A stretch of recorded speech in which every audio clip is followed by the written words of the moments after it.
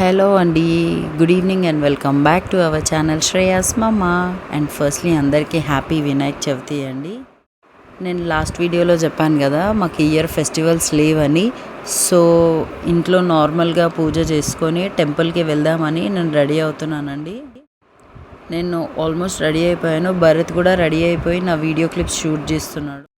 శ్రేయాస్ ఏమో పూజా రూమ్లో వెయిట్ చేస్తున్నాడు నా కోసం. అప్పటి నుంచి వాడు అక్కడి నుంచి అరుస్తున్నాడు అండి, తొందరగా మమ్మీ పూజ చేద్దామని చెప్పి అరుస్తున్నాడు. నేను వెళ్తున్నాను అండ్ అక్కడ పూజ అయిపోగానే ఇంకా టెంపుల్కి వెళ్ళడమే. టెంపుల్ కూడా నియర్ బై అండి, walkable distance.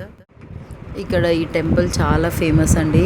OU colony Kanakadurga అమ్మవారి టెంపుల్ అంటే చాలా చాలా ఫేమస్. నేను మీకు ఆ టెంపుల్ మొత్తం వీడియో షూట్లో చూపిస్తాను.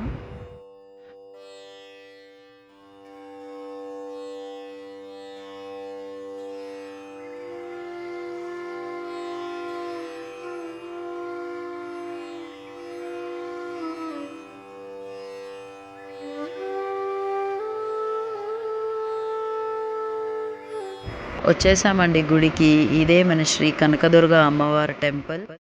గుడి మాత్రం ఫుల్ బ్రైట్గా వెలిగిపోతుందండి, ఎక్స్ట్రా లైటింగ్స్ అండ్ డెకరేషన్స్తోని చాలా బాగుంది.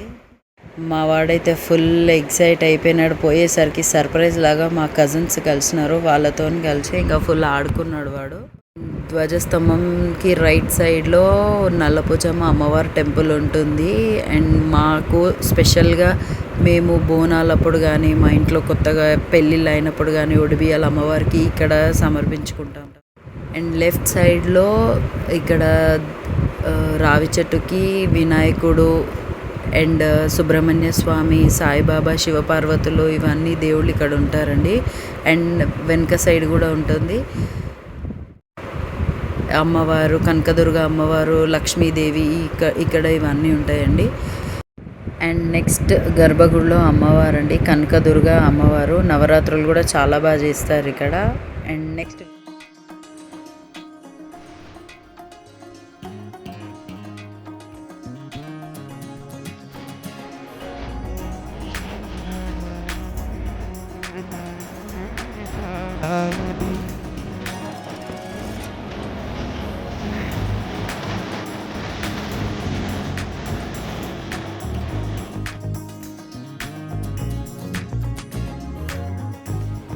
వినాయకుడికి బ్యాక్గ్రౌండ్ డెకరేషన్ సెటప్ అంతా చాలా బాగా చేశారు కదండి. అండ్ మేము కూడా దర్శనం చేసుకుందామంటే వేరే వాళ్ళు ఉన్నారని సాయి, భరత్ వాళ్ళు అక్కడ వెయిట్ చేస్తున్నారు.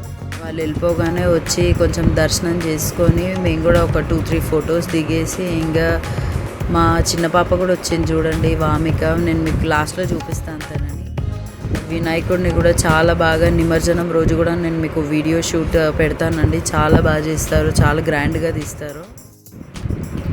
మా కజిన్ వాళ్ళు వచ్చి మాకు చాలా హెల్ప్ అయినారు యాక్చువల్లీ, ఫొటోస్ అవన్నీ తీసి.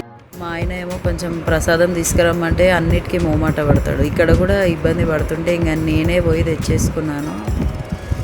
ప్రసాదం తీసుకొని వచ్చేసాను.